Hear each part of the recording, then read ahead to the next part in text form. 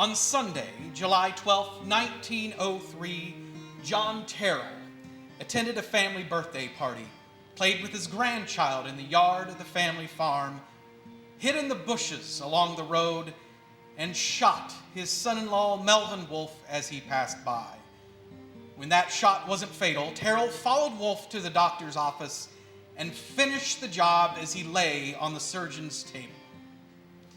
This single act was covered by newspapers worldwide, involved 3 governors, and changed Indiana law. The following production is taken word for word from newspapers of the era. The first-person narratives were primarily pulled from the Bluffton Banner, the Bluffton Chronicle, and the Indianapolis News. However, there are sections from newspapers throughout the United States and abroad. The Pulse Opera House proudly presents Of Sound Mind. Terrell is 50 years old and owns a large farm in the oil district.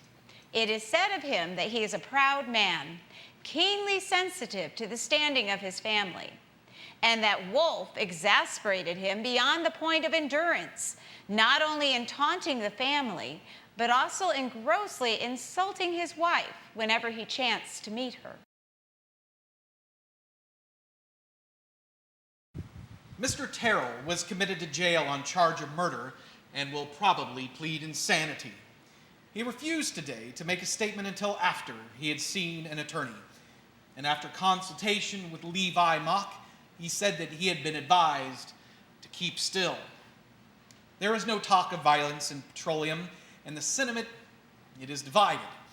Terrell is strongly condemned for the brutality of the murder, yet it is admitted that he had been deeply wronged by Wolfe, who had disgraced his daughter and taunted her and the family with her shame. A special grand jury will probably be called to indict Terrell. He is interested in the new opera house being promoted here. The project will probably be dropped now.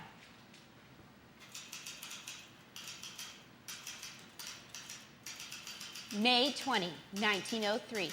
7 weeks and 5 days before the murder, Charles Delacour was in the city Saturday and drove out to the home of John Terrell at an early hour.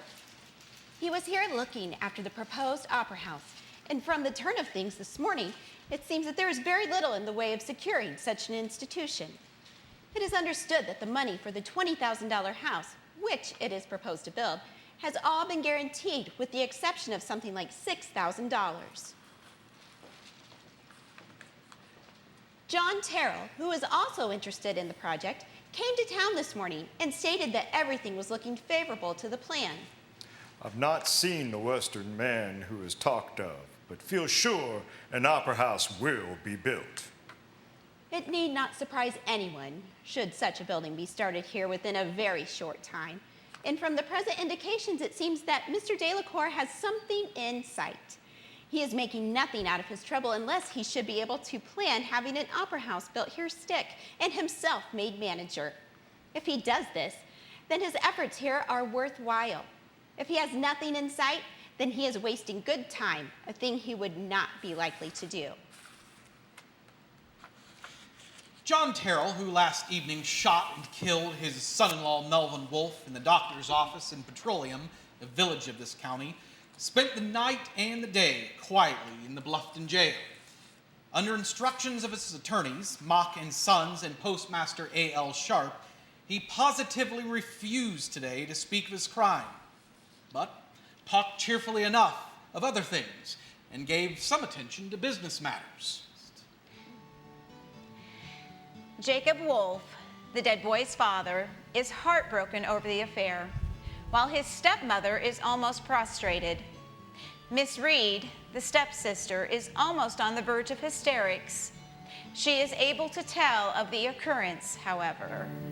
The first time I knew Wolfe was hurt was when the horse was caught and the lines were placed in my hands. He said, "Just think, Della, my leg is broken and I will be a cripple for life." The Banner was first on the scene Monday with a printed story, and the account as appearing therein was pronounced correct by those acquainted with the details of the affair. Both the Wolf and Terrell families were presented with copies of the Evening Banner, and they expressed appreciation of efforts put forth to get the truth to the people. Prosecutor Burns and his deputy assure the people that not one thing will be left undone in bringing Terrell to a speedy trial, and that all in their power will be done to give Terrell his just dues. In the event John Terrell is sentenced to hang, his execution would take place at the penitentiary.